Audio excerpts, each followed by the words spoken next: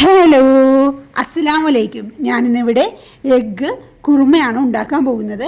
അതിനുവേണ്ടി ഒരു 3 സവാള ചെറുതാക്കി കട്ട് ചെയ്തെടുത്തിട്ടുണ്ട്.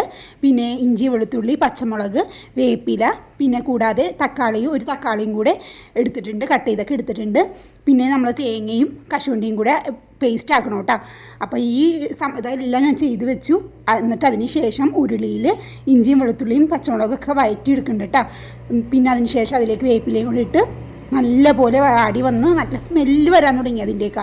അപ്പോൾ നമ്മളതിലേക്ക് അരിഞ്ഞ് വെച്ച സവാളയും കൂടി ഇട്ടിട്ട് പെട്ടെന്ന് വാടാൻ വേണ്ടി കുറച്ച് ഉപ്പും കൂടി ഇട്ടിട്ട് നല്ല പോലെ മിക്സ് ചെയ്ത് കൊടുക്കുന്നുണ്ട്. പിന്നെ നന്നായി ഒന്ന് വാടി വന്നപ്പോൾ അതിലേക്ക് ഒരു നുള്ളു മഞ്ഞൾപ്പൊടിയും കൂടി ഇട്ട് നല്ല പോലെ മിക്സ് ചെയ്തെടുക്കുന്നുണ്ട് കേട്ടോ. പിന്നെ നല്ല പോലെ വാടിയ ശേഷം അതിലേക്ക് 2 ടീസ്പൂൺ മല്ലിപ്പൊടിയും 1 ടീസ്പൂൺ മുളക് പൊടിയും പിന്നെ കുരുമുളക് പൊടിയൊക്കെ ഇട്ട് കൊടുക്കണം കേട്ടോ. കുരുമുളക് പൊടി ഇതൊന്ന് വാടിക്കഴിഞ്ഞിട്ട് ലാസ്റ്റ് ഇടാൻ കൊടുത്തിട്ടാണ്. അപ്പോൾ ഈ ടൈമിൽ കുരുമുളക് പൊടി ഇട്ട് കൊടുത്തിട്ടുണ്ട് കേട്ടോ. പിന്നെ എല്ലാം നല്ലപോലെ വാടി നല്ല സ്മെല്ലൊക്കെ വരാൻ തുടങ്ങിയപ്പോൾ അതിലേക്ക് തക്കാളിയും കൂടി ഇട്ടിട്ട് തക്കാളി നല്ലോണം ജ്യൂസി ആവണം, അതുപോലെ വഴറ്റിയെടുക്കണം കേട്ടോ. അതുപോലെ ഇത് ജ്യൂസി ആയി കിട്ടിയിട്ടുണ്ട്. ഇനി ഈ സമയത്ത് നമുക്ക് ചൂടുവെള്ളം ഒഴിച്ചിട്ട് നമുക്കൊന്ന് അരപ്പൊക്കെ ഒന്ന് മിക്സ് ചെയ്ത് കൊടുക്കണം കേട്ടോ. അപ്പോൾ ഞാൻ ചൂടുവെള്ളത്തിലാണ് പ്രത്യേകം പറയണത്, ചൂടുവെള്ളമാണ് ഒഴിക്കേണ്ടത്. ചൂടുവെള്ളം ഒഴിച്ചിട്ട് നമ്മൾ ഒന്ന് മിക്സ് ചെയ്ത് ഇതുപോലെ ഈ കലക്കി എടുത്തിട്ടുണ്ട്.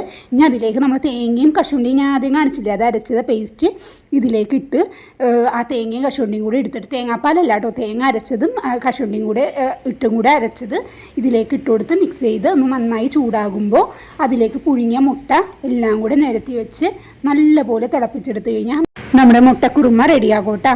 അപ്പോൾ അതേ ഉപ്പൊക്കെ പോരായിട്ടുണ്ടെങ്കിൽ ഈ സമയത്ത് ഇട്ട് കൊടുത്ത് നല്ല പോലെ ഒന്ന് തിളപ്പിച്ചെടുക്കാം കേട്ടോ. പിന്നെ എല്ലാം കറിയൊക്കെ നല്ലപോലെ തിളച്ച് നല്ല രുചിയൊക്കെ ആയിട്ടുണ്ട്. രുചിയൊക്കെ ഞാൻ നോക്കിയിട്ടുണ്ട്. ഈ സമയം നമുക്കൊന്ന് കറി താളിക്കണം.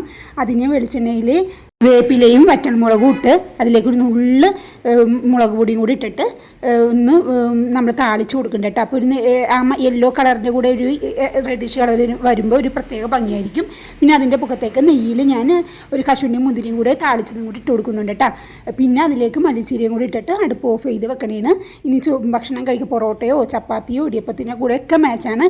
എല്ലാവരും ഇത് ട്രൈ ചെയ്യണം കേട്ടോ.